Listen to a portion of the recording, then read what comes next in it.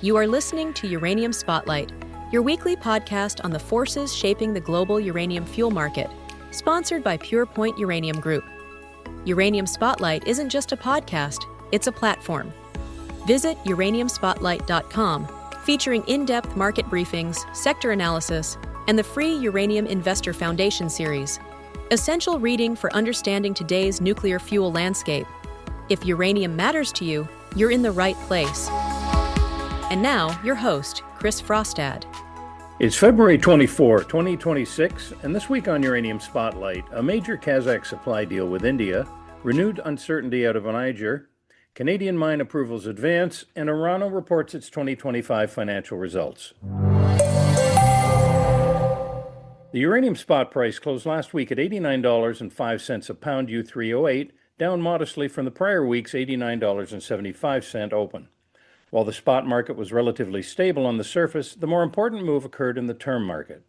The long-term uranium price rose another $2 during February, closing the month at $90 a pound U3O8. That move in the long-term price is significant. We're now firmly at and slightly above the generally accepted incentive level required to underpin new greenfield mine development.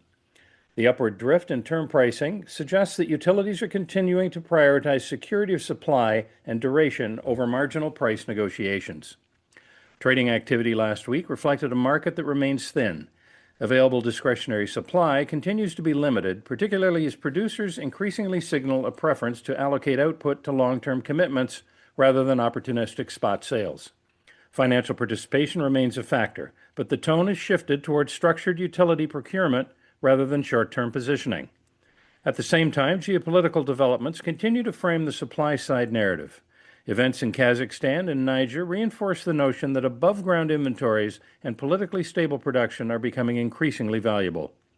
For investors, the key takeaway is that while spot volatility is paused, the steady grind higher in the long-term price is the more important signal. The tightening we're now seeing is consistent with a market that is progressively locking in duration rather than waiting for price discovery. Kazatomprom announced last week that it would convene an extraordinary general meeting of shareholders to approve a significant uranium transaction with India. Under Kazakhstani law, such a meeting is required when a transaction involves assets equal to or exceeding 50% of the book value of the company's total assets. The company specified that the assets involved in the deal are not in the form of U3O8 and that the buyer is the Directorate of Purchase and Stores of the Department of Atomic Energy of the Government of India. This is the state body responsible for procurement, storage, and inventory management of India's civilian nuclear sector. Kazatomprom remains the world's largest uranium producer, responsible for more than 40% of global primary production in recent years. It has previously executed large-scale agreements with China National Nuclear Corporation and has long-standing joint ventures and commercial relationships with Russia's Rosatom. This latest transaction raises several strategic questions. Kazakhstan has recently increased its ownership thresholds for uranium joint ventures on its soil, requiring at least 75% ownership in most projects and up to 90% in certain subsoil use extensions. On the surface, this appears to consolidate national control. At the same time, a large state-to-state uranium deal with India suggests diversification of offtake relationships. India is closely aligned with Russia in energy trade, yet it is also a member of the Quad Alliance alongside the United States, Japan, and Australia. China remains deeply embedded in Kazakhstan's uranium sector and is also India's primary regional competitor. This triangulation makes the transaction geopolitically nuanced rather than straightforward. For investors, this matters because it reinforces two structural realities. First, large volumes of primary supply are increasingly being directed towards state-to-state channels rather than the open market. Second, geopolitical alignment is now an active variable in uranium trade flows. The more supply that is pre-allocated under strategic agreements, the less flexibility remains in the global spot and term markets.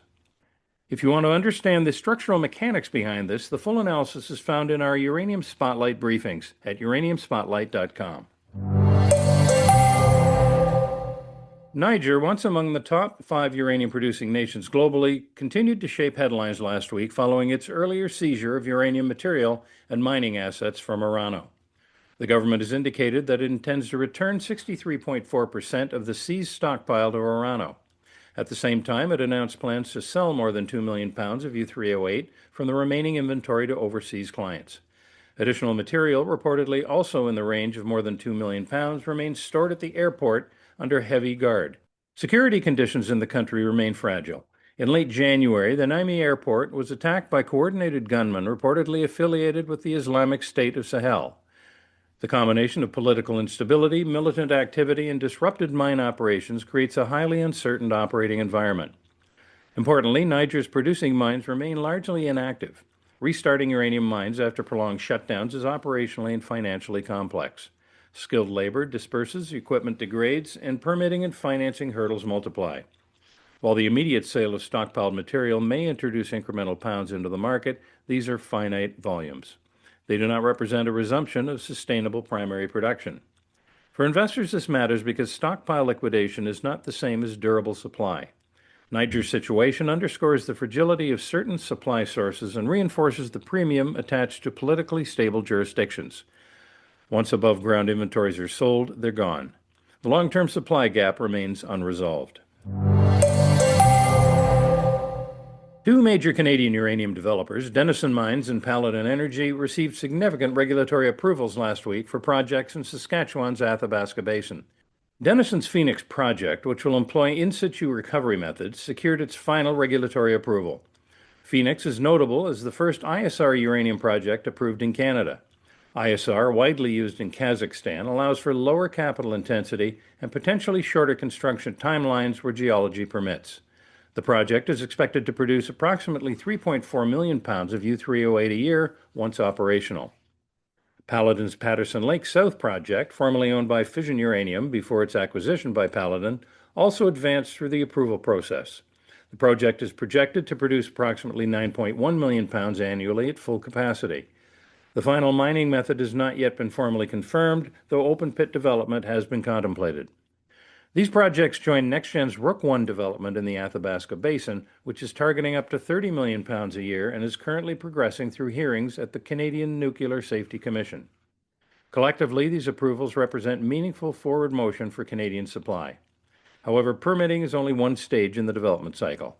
Final investment decisions, construction financing, contractor mobilization, and multi-year build schedules remain ahead. For investors, this matters because approvals do not equal immediate production. Even with supportive pricing, the physical lead times required to bring these projects online mean that they cannot realistically offset tightening supply in the near term. The structural deficit narrative remains intact despite regulatory progress. Orano reported 2025 revenue of 5.14 billion euros, generating 1.38 billion in EBITDA for a margin of 26.9%. While revenue is lower than 2024 due to a prior year one-off contribution from Japanese back-end contracts, the underlying performance in 2025 was driven by stronger mining volumes and improved production across the fuel cycle. Operating income came in at 516 million euros, with the most notable improvement in the mining segment. Mining operating income rose to 353 million euros, up significantly from 122 million euros in 2024. Reflecting better pricing and volume dynamics. That expansion in mining profitability is an important signal at a time when long-term uranium prices are approaching $90 a pound and supply remains geopolitically concentrated. Net income attributable to owners of the parent totaled 404 million euros. On an adjusted basis, results were impacted by revisions to long-term life cycle provisions rather than operational weakness. Meanwhile, net cash flow from operations increased to 476 million euros and net debt improved to 0.44 billion euros, reinforcing a stronger balance sheet heading into an accelerated capital investment phase.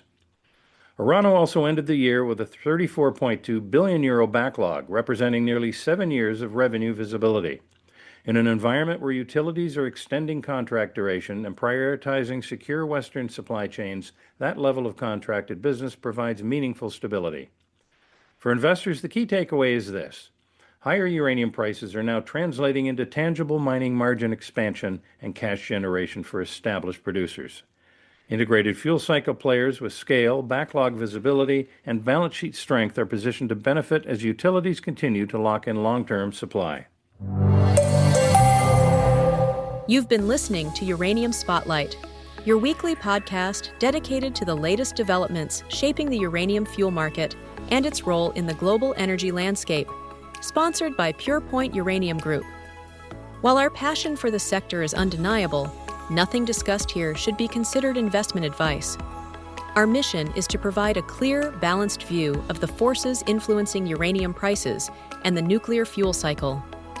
For deeper analysis and market briefings, visit uraniumspotlight.com. Join us again next Tuesday for another edition of Uranium Spotlight.